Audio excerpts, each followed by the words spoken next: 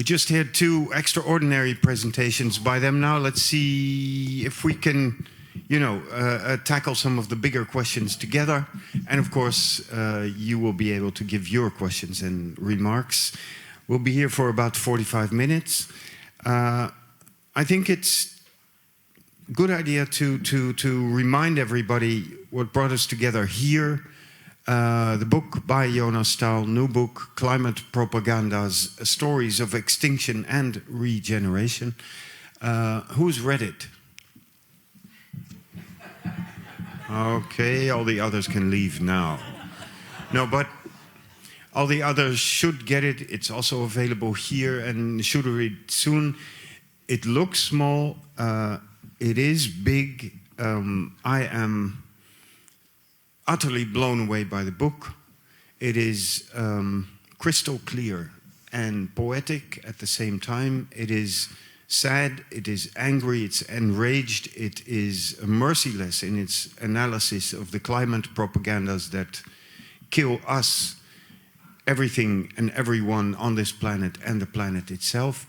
It is also resilient and empowering. When Jonas in the end talks about transformative climate propagandas, as we're going to do now. Just a few lines from the last chapter. Transformative climate propaganda does not adapt, but engages in a collective propagation to transform, to change with the climate, to become part of the storm unleashed by colonial extractivism, and change its course to establish disaster care and repair. We'll get back to that in a minute. But first I want to ask you a couple of questions regarding the presentations you just gave. Varsha, maybe to begin with you. We were listening to Jody Dean after you and about the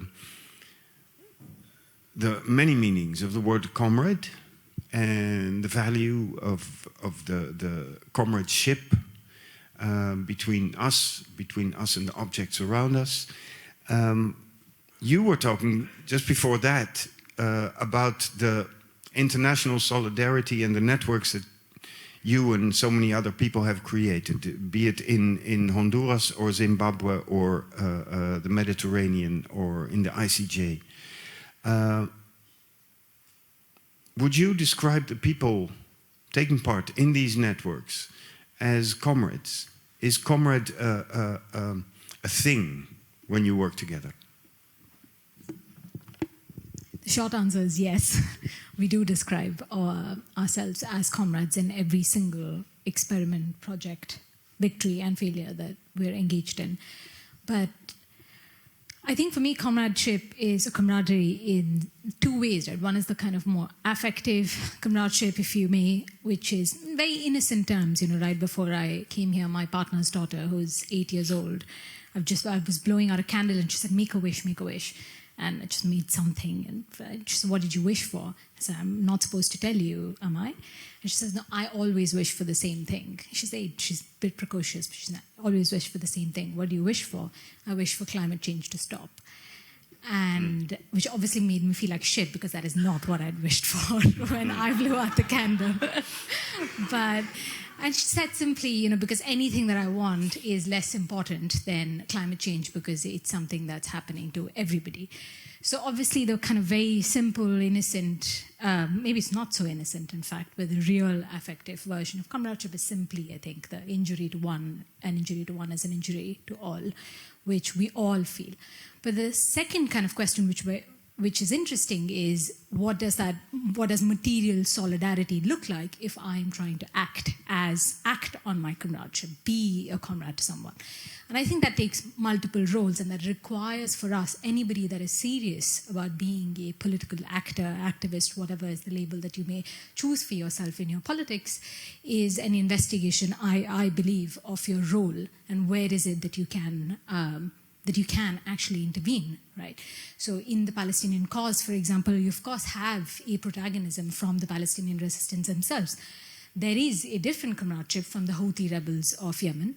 there's a completely different kind of comradeship. You may call that allyship. I don't particularly care about the many different labels, but it is fundamentally taking seriously your role, which is a different kind of comradeship from a Palestinian movement, solidarity movement in the UK that prevents its government from sending over warships or surveillance technology. The same for the Palestinian movement in India, which stops our own government from supplying arms and buying, and again, supplying technology. And the same for Amazon workers who are going on strike. So it's, for me, there's at the core of it, I believe we truly all feel an injury to one is an injury to all. But to transform that into material solidarity, to go beyond really what I think has become a weakening of what it means to be a comrade, to this kind of rhetoric, substanceless, meaningless kind of slogan, is to investigate your role and in your position and your locus very seriously. Yeah. And one thing you made very clear in your story is that you're not talking about slogans, but about practice. Jody, you're, what was it? You're on the council of advisors of Progressive International, so you're very much involved and committed to the work of Progressive International. Now, I'm sure many of the people, activists around the world working together as Progressive International might not call themselves comrades. Certainly many of them might not call themselves communists. But do you see these networks, these actions and campaigns that Varsha has been talking about as a breeding ground for renewal of comradeship in the way that you mean it? There's not, oh, it's working. There's not a green light on. Okay, good. I like the way you framed it as a breeding ground. I think that's right. Like as an opportunity for creating that rather than assuming that. To be on the board is not to have the same amount of sort of complete investment like Varsha has. And so I think my experience of it is not quite the same. And I also think of comradeship as maybe a tighter form. It's not the same as, like I think solidarity refers to a set of affective characteristics that have to do with our ties, and that comradeship is a distinct form of political relation in a context of political struggle, which means real division. And so, I can work with people, and we all work with people all the time who are not our comrades. We might have, nice feelings of solidarity with them that are crucial to our work together. But, one of the things that Platonov makes us have to think about is a sort of zero level of comradeship that comes with a degree of kind of desolation, almost abjection, where you're really quite interchangeable. And I think that demanding kind of political relationship is not, I don't think that's always the kind of way that large-scale networks at the scale that Varsha's talking about I don't think it's necessary, though I think it may well be necessary for the people doing the coordinating work. Okay, Varsha, so to continue on that, because we're also here to, to create connections, strengthen connections, and look how we can work together. In what way do you push, influence, seduce the people that create the networks to actually understand that we're next to each other, facing the same direction, being loyal to each other as comrades, and sticking together not as friends, not as allies, not as colleagues, but as comrades? Sure. This is going to be a bit of a hyper-materialist, hyper-rationalist answer, but thinking as a coordinator of the Progressive International, one of the places we have to look to, and what we always have in our mind, is a question of infrastructure. So, of internationalist infrastructure, which has been decimated. So you may ask, why isn't X population, why isn't an Indian in this state not feeling any solidarity with what's happening in the Philippines, what's happening, in Kenya, what's happening in Honduras. And actually, truly, in today's times, despite the hyper-globalization and hyper-interconnectedness of our world, the answer is sometimes that you don't know that it's happening at all. And I'll give you an example of this. My mother, who's, she was a communist herself, but she grew up in a village. She was a farmer's daughter in a farmer's house and didn't have English language education. She grew up speaking Telugu, which is my mother tongue as well. But she grew up with stories of Allende, and she grew up with speeches of Ho Chi Minh, and she grew up with speeches of Fidel Castro, which she read out to me and my sister, which I've never quite, until I grew up much later, never wondered what the hell language did she read these things in, right? And how on earth did she get hands on them at all? And that was because the Soviet press existed, which did translate much of the third world literature, but especially revolutionary literature, into, at the time, actually, close to 34 Indian languages. We have over 86 of them, but the translations from the Soviet press came to 34. With the death of that, now I don't think any of our left institutions have taken that place. Today, I would say, actually, amongst left comrades, we struggle more than perhaps my mother did to get access to what's happening in large parts of the world. So one of the projects, for instance, for us, and Jody and I talked about this a fair bit too, is again building our own media, knowing that actually the literary institutions and media institutions that exist today belong to the establishment, belong to our enemy, who have absolutely no interest, whether for profit motives or for ideological motives, to do this work of translation, right? And this is very boring to say I should translate headlines, but whether it's headlines or critical analysis or real literature, we need to build our own institutions and our own infrastructure in order for this kind of comradeship to travel, to be able to be created, to be built, and then become, and I completely agree with Jody's points earlier, to transform themselves from a kind of affective solidarity to serious, and which will, by definition, be a combative comradeship. Jody, there was one complicated thing. There were a few complicated things, but one thing I stumbled across when listening to your text earlier. You quote Platonov as saying that property stands in the way of comradeship. I can understand him saying that at the position, at the place where the novel is situated and the time. But now we listen to Varsha. We watch Progressive International supporting, mobilizing, making possible the reclaiming of land in Zimbabwe. I mean, reclaiming the justified ownership, or safeguarding the fishing community in Honduras, or guarding our harbors on the Mediterranean for ships that carry weapons to Israel. So property is a big thing, obviously. Our enemy thinks in the terms of property.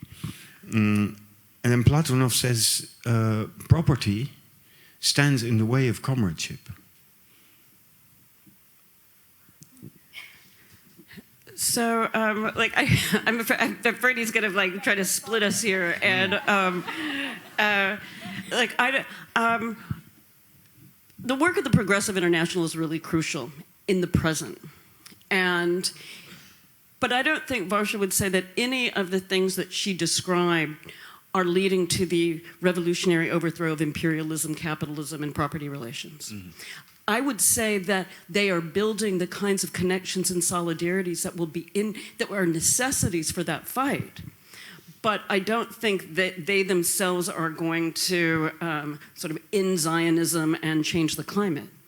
So how do we get there? We have to get there through these building of infrastructures, but we also have to recognize that the kinds of struggles and sacrifices that are required are also actually ongoing, as the example of Sinwar Stick brings out, and that people are enduring that as well. So I don't want to in any way make it seem like one is more pure. What I want to say is that I would guess that nobody thinks we're going to reform our way out of the climate change catastrophe and imperialism. Although it, yeah, although it's clear that we have to do everything in our power to change or put alternatives next to that, or to give a bit longer quote from Jonas, I wanna give that to you for you to comment on and think through. The essential thing that he says throughout the book is we have to become part of the storm. And here is what he says. We can and we must tell stories of life, old and new, that do not just fight climate change, but also enable us to change with the climate. A storm has been unleashed upon us, but we can become part of this storm to change its course. Not to return to a nostalgic world past, but to seek for collective transformation toward worlds of care and repair, of degrowth and redistribution. A world regenerated in which we recognize humans, non-humans and other than humans as fellow ecosystem workers, as comrades even, Earth workers united in an existential struggle against the death world of colonial extraction and in defense of living worlds and deep futures for all. I myself, I'm impressed by the way that, Jonas, how you write in the consciousness of being part not just of a human body, but also a non and more than human body. So how do we become part of the storm in order to move towards worlds of repair and regeneration? I'm not sure this is going to be an answer to the question, but that passage was something I was thinking a lot about as I was doing this, initial mental preparation for the piece that I wrote. And it's also why Yahya Senwar stood out to me so much reading that, because as someone engaged in an existential struggle, that's actually much more what existential struggle looks like than, I'll say it like I do a lot of organizing in a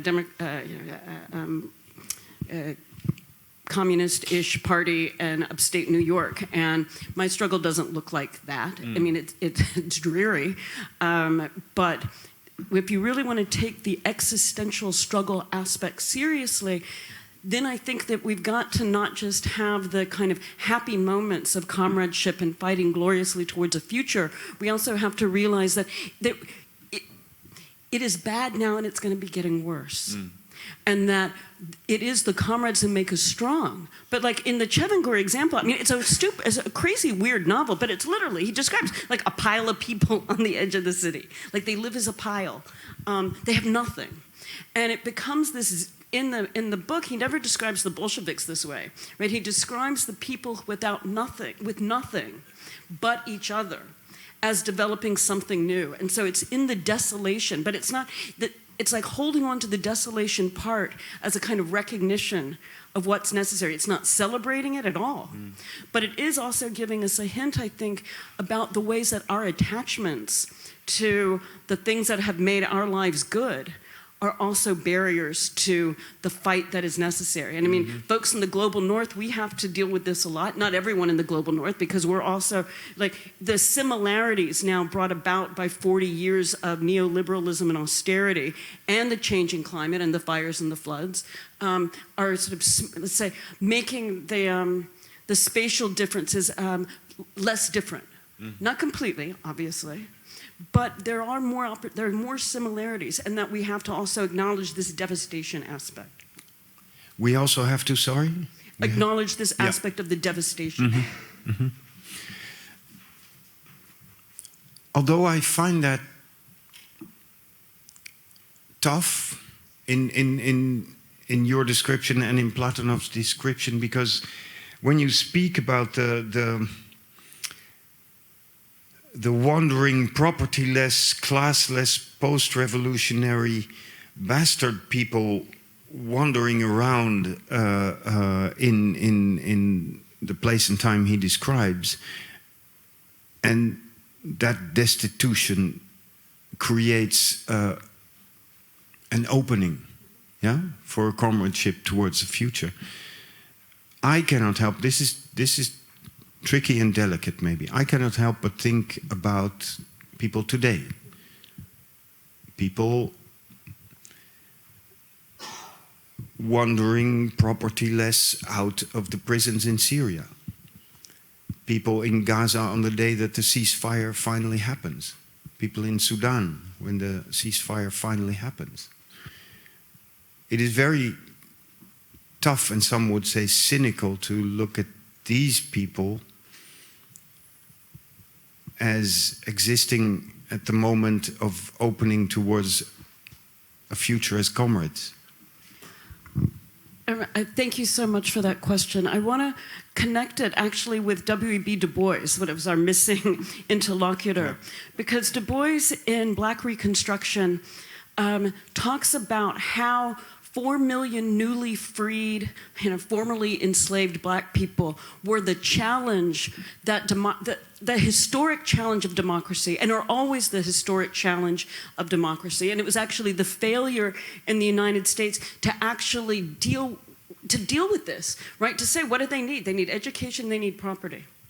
Right, so it's like the challenge that they make isn't something that's like hopelessness. That's what it's because of the desolation that there's the hope there. Mm-hmm. But it can't be, and I would say that it's the opposite of cynicism. Mm-hmm. Like, I think it's cynical to be all rainbows and unicorns, right? To act like comradeship means we're all happily fulfilled. If you've ever worked, for everybody, and I think that's probably everybody here who's worked in political organizing, much of the time it sucks. Right? I mean, you have to put your ego aside. You always, right? It's a lot of that all the time for the sake of getting the stuff done. And the more you can do that, and the more everyone in the organization can do that, the more it's not about any personalities, which is so hard, then the more successful you're able to be, because you're able to work more collectively and more like an instrument. Okay. Vasha? If I can just add to that, I think part of the problem is this idea of just feeling doomed to be victims of history rather than agents of history is because there's been an overemphasis, and I think a deliberate overemphasis by those on the other side, of spontaneity, right? You look at kind of big moments in history, and there's a real attempt at reframing all of these as somehow we were all victims of this one attack, and out of that hopelessness there was a spontaneous revolution. There's never been a spontaneous revolution. The question of organizing has really been put on the back burner on deliberate terms in so many parts of the world, where you can see the clear difference where there are unions and there aren't, where there are cooperatives and there aren't, where there are mutual aid groups and there aren't, where there are social movements that are organized and there aren't. And I think part of the problem is also when people think of political education, you often think of it as a collective that's under attack, a collective that's, shared by the same kind of victims of the same phenomenon, and you give them a book about Marx and now suddenly they form the union. But really, political exposure is what I would think of as political education. I get this question a lot about how do you resolve differences, but anybody here, any of you who's been part of political organizations, any kind, right, knows that they're incredibly messy. You're fighting all the time. Like, I know Jodi's talked about me and my comrades. Yeah, I do think I would take a bullet for any of my comrades, but I fight with them every single day, and it's incredibly difficult to ignore the fact that your comrade has shown up to your union meeting with a child in tow because there is no childcare in your city or in your municipality, or somebody else has shown up having been beaten blue because he looks a different color from you and the streets are less safe for that person than you. I mean, these are differences you cannot ignore when you are part of a common political process and a common political organization. So I do think part of this, what we've talked about unlearning a lot yesterday, is this real kind of romanticization of spontaneity, which I think is the death of organization and the death of revolutionary movements. And a lot of that work right now is being done in the South solidarity. This is also where you put a lot of your energy in order to somehow overcome that total inequality or extractivism that hits the global South way out of proportion. So you're entering the meetings there, the hard work, the organizers, the people who are creating unions, who are creating networks, who are creating movements. And you say, guys, I read this book by a Dutch-Swiss visual artist. He says, we have to become part of the storm. Yeah? How do you do that? Because you and I agree that this is beautiful, beautiful text. Yeah? It's important. You feel the value of this statement. But how do you translate that into the ugly everyday work? I don't think I'm telling them they have to be part of the storm. I think they are already part of the storm.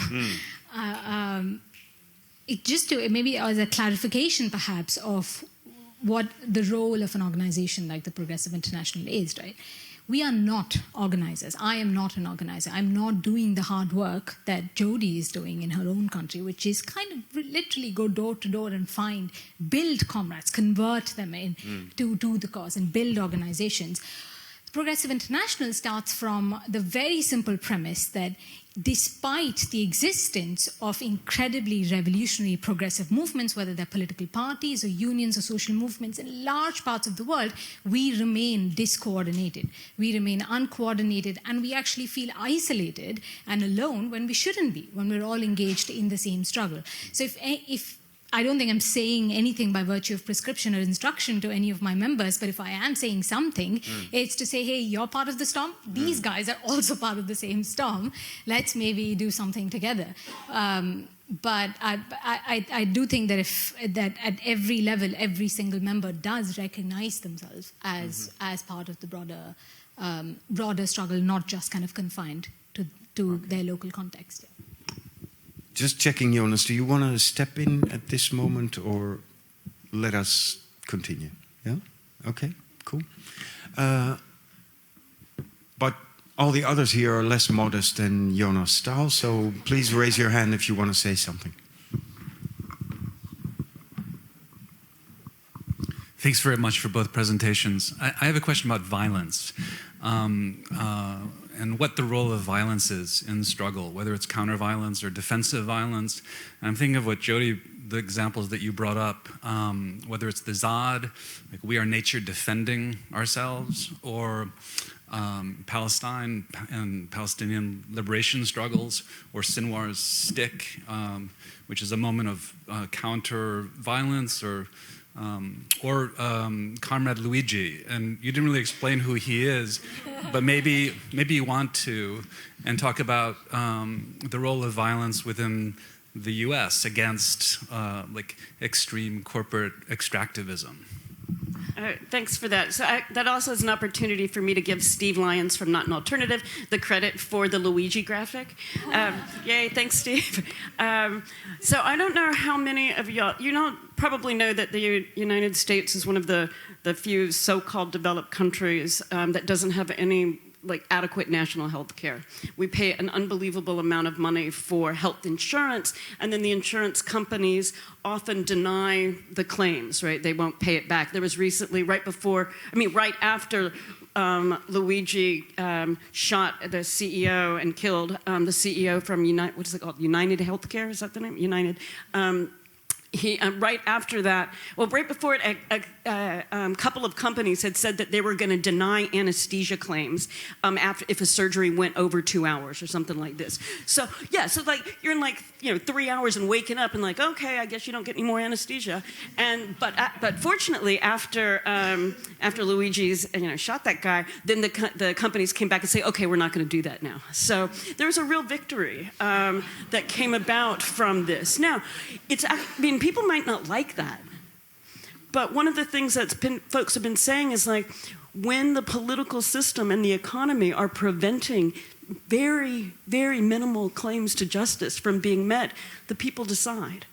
And the outpouring of support for that action has been quite overwhelming. And the professional media class and the billionaire class, they're flipping out. Peter Thiel, who's Mr. Dominant blah, blah, blah guy, has been speechless. He was interviewed and he couldn't even talk, right? They're now trying to go get more security, right? Oh no, so it's, some people find this abhorrent. I do not. I think what's abhorrent is the fact that these companies are bleeding people dry, and the broken political system is unable to take care of this very basic need. And this is brought about by capitalism, obviously. It's also brought about by the changes from 40 years of neoliberalism that has made this seem like it's okay. And people have taken it for a long time. If the system becomes more violent on the people, at some point, folks will react. And I think it is, I actually think it is wrong to be negatively judgment on people who fight against the violence in their lives.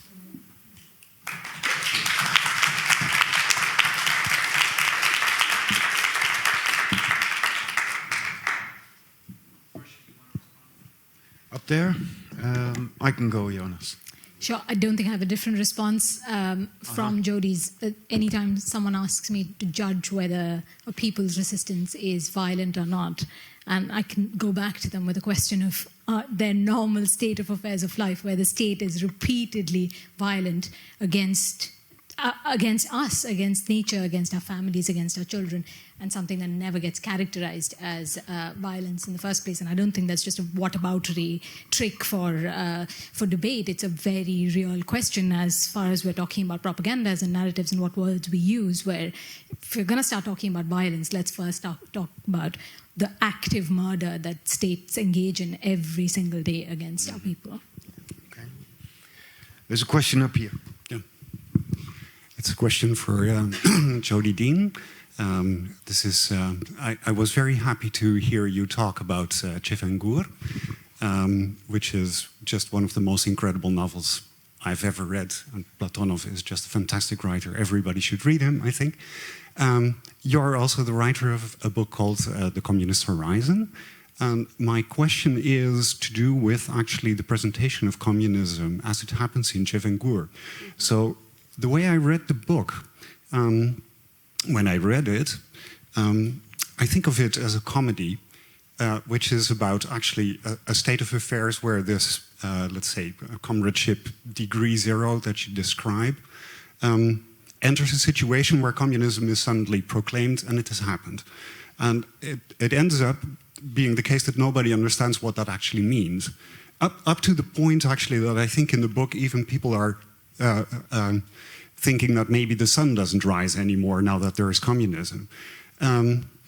So there is a complete lack of knowledge, and maybe it never becomes clear what it actually is, this communism. And at the end, in fact, they're all eradicated. So I'm very curious what you think about the horizon that Platonov offers, or is there one, and what is it? Thanks for that question. I mean, I agree with your characterization of the novel. So one of the things that I find intriguing about it is this non-knowledge that you talk about. And I think, and I didn't do this in The Communist Horizon, though if I would rewrite it, I probably would, because I talk about the novel more in my book, Comrade. But the non-knowledge seems important, right? It's like whenever you're engaged in revolutionary politics, you don't know where it's going to go. I would say whenever you're engaged in any kinds of politics, you don't know where it's going to go, right? That's the openness of politics. There are absolutely no guarantees. And so part of the comedy, I think, it's sort of read against the kind of Stalinist certainty, right? Like, oh, we know, blah, blah, blah. And so that's also why it wasn't published for a really long time.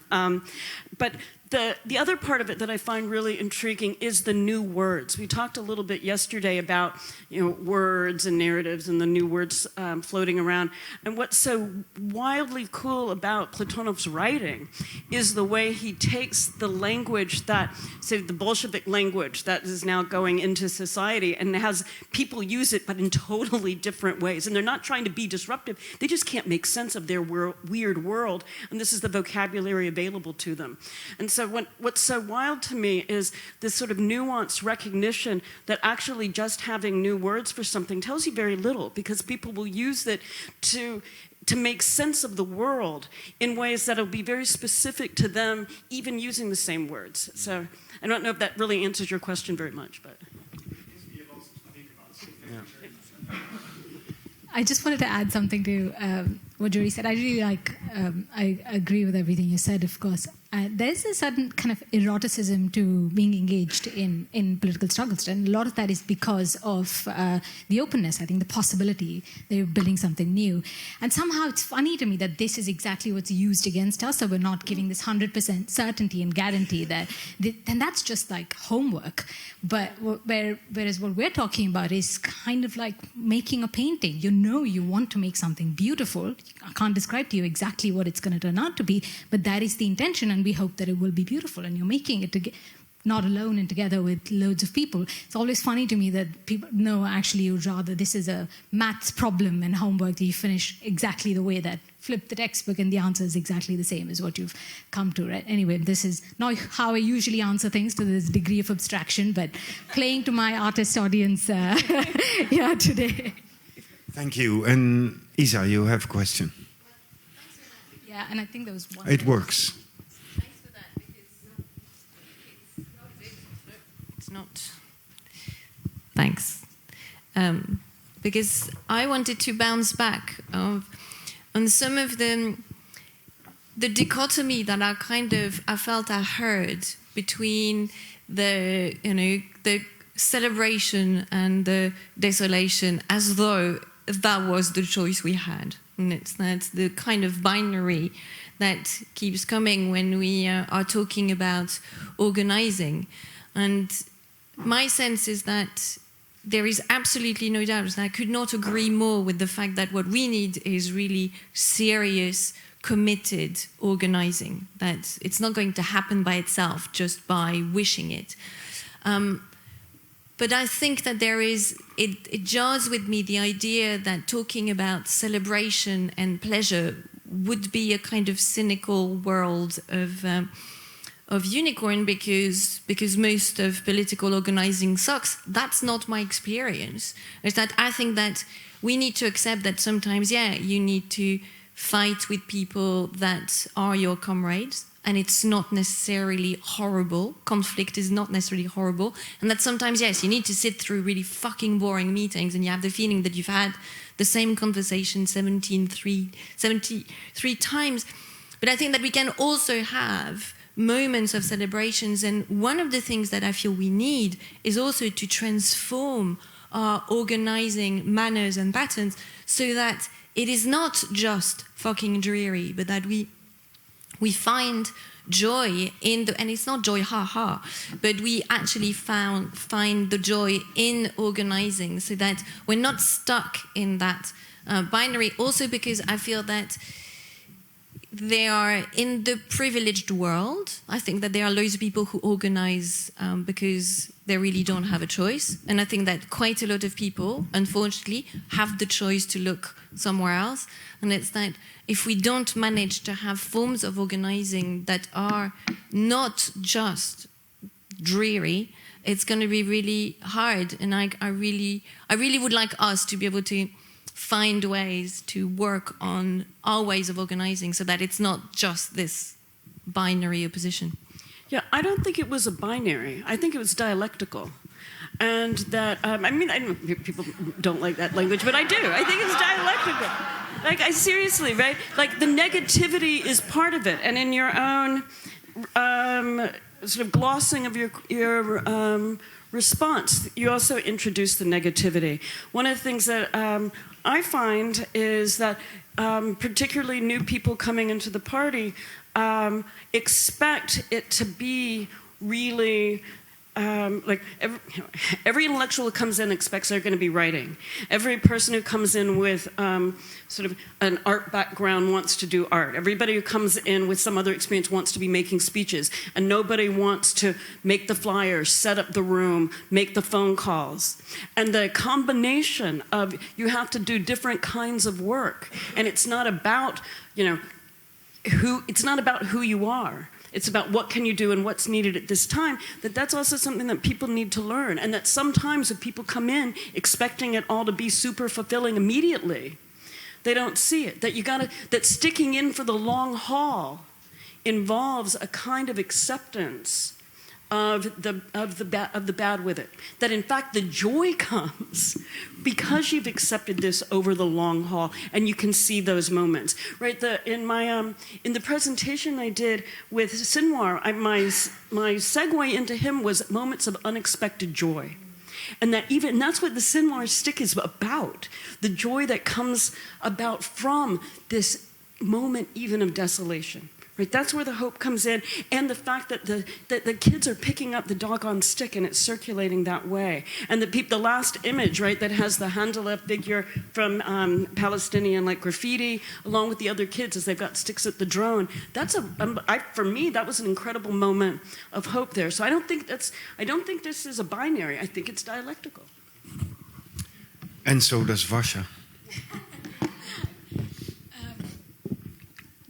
David Graeber actually has one of his obscure, I think, TEDx talks where he just starts by saying, do you guys like going to political meetings? I love going to meetings. And he's saying, yeah, boring. Right? They're hours and hours long, and everyone's sitting, and you have to go through the whole agenda. Everyone gets a say, but they're really long. But I love going to meetings. And he anyway starts off on this kind of silly note, but goes on to explain that and this is something that's inherent to any kind of political organizing, right? Irrespective of kind of what kind of victories or failures or defeats come your way, which is that there is something quite liberating about setting aside the self and to a certain degree and saying, I'm going to let this group, I'm going to trust in this group to make decisions together that are going to affect all of us, that are going to define the direction of this project that we're going in. And he kind of calls it political pleasure. He calls it political happiness in some place, but I do think political pleasure is more accurate. And he says that really is at the core of if people are romanticizing democracy or fetishizing democracy, that's the political pleasure that we're talking about. And most people in the world go about never experiencing that. So when you say, oh, democracy is amazing, or to be democratic with your people is incredible, they don't know what the hell you're talking about because you don't get to experience this political pleasure. And I do think that that's what we all engender in our organizations. And the second, which is a bit more kind of less abstract, but yeah, I really think the left needs to be sexier. Like, I just don't like the grim, grey, dreary, we're always constantly struggling. This is the Sisyphean task. Of course we are, and we all know that. But we are kind of proselytizers of our own, right? We do want to go and convert more people to our cause. And I'll give you a funny story here. I remember when the Progressive International first launched, and I think we've got really good design. Jonas may agree. You can go check out our website. It's this incredibly talented revolutionary artist from Brazil who does most of our design, but it looks really sexy. And because it's not a flyer made shittily on MS Paint or PowerPoint, I kid you not, there were multiple organizations who mistrusted us as being less left or less revolutionary in the beginning because that's just been the aesthetics of many revolutionary movements across the world. I do think we kind of have to reclaim that and become, just aesthetically, not give up anything else, but I'd be really happy to not do PowerPoint posters for our organization anymore. And I totally agree. And by the way, check the website because it is actually sexy. Final question. Maria, our host. Final question. Thank you. Jody, we have had the privilege to debate Communist Party, Communist Horizon within Former West Project. And I am interested to carry on the discussion about vocabulary and the question of translation.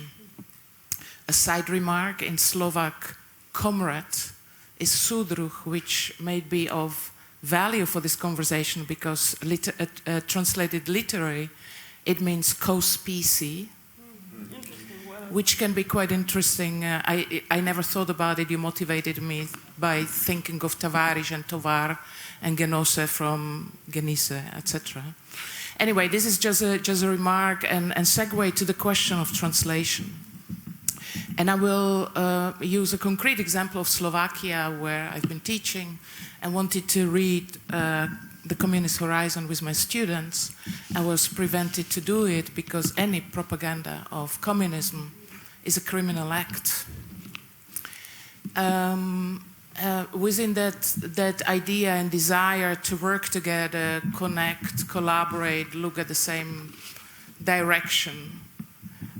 How do we translate this for this sort of situated context, specifically Central Eastern Europe, post-communist, whatever terminology we would use, environment, where communism, and speaking of communism, is absolutely off limits. And moreover, in a situation where the right-wing populist movement desires a return to the second half of the 20th century because everything was better, essentially return to communism without naming it. And I think it's fascinating situation and something we need to very carefully take into consideration, because communism I grew up with as an ideology, that was not communism, was socialism, a step prior to communism. Communism was essentially ideology and practice of anti-fascism. Now, if you denounce communism, the floodgates get wide open for fascism in this situation. And so what I try to say, the situation is extremely complex, which brought us to illiberal democracy that is an example to follow for so many so-called democracies around the world. That situation is really horrid. And I think a good place to start is to think the question of translation of these concepts, so that we are capable of bringing them across, even in the situation where using the term communism is a criminal offense. That's really interesting, Maria. And also, I feel very happy and sad to see you.